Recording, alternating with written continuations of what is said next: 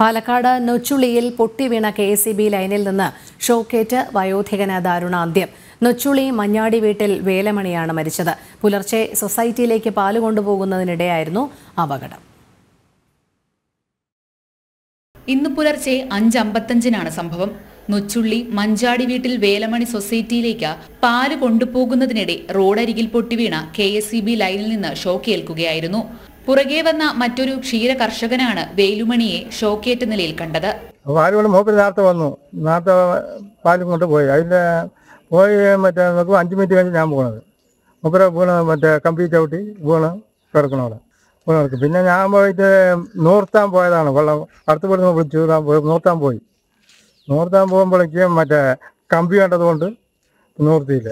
അങ്ങനെ മാറി. Line maintenance കൃത്യമായി നടത്താത്ത കെഎസ്ഇബി ഉദ്യോഗസ്ഥരുടെ അനാസ്ഥയാണ് മരണകാരണമെന്ന് ബന്ധുക്കൾ ആരോപിച്ചു. നേരത്തെയും പ്രദേശത്ത് നിരവധി തവണ ലൈൻ കമ്പി പൊട്ടിയിട്ടുണ്ടെന്നും ബന്ധുക്കൾ പറഞ്ഞു. അവര് മെയിന്റനൻസ് ചെയ്യാത്തതിന്റെ അപാകത തന്നെ. ഇപ്പൊ ഇത് തന്നെ നോക്കിയാൽ അറിയാം. അത് അവിടെ അല്ലെങ്കിൽ മൊത്തത്തിൽ മരങ്ങളുടെ അടിയിൽ കൂടെയൊക്കെയാണ് പോകുന്നത്. അവരുടെ ആ ഒരു അഭാവം തന്നെയാണ് ഇത് സംഭവിക്കാൻ കാരണം. 2-3 പ്രാവശ്യം പൊട്ടി വീണിട്ടും ജോയിൻ ചെയ്ത് വെച്ചിരിക്കുന്നു. അതേസമയം കെഎസ്ഇബി പൊട്ടിയ ലൈൻ കമ്പി മാറ്റി വൈദ്യുതി ബന്ധം പുനഃസ്ഥാപിച്ചു. ജനം, പാലക്കാട്.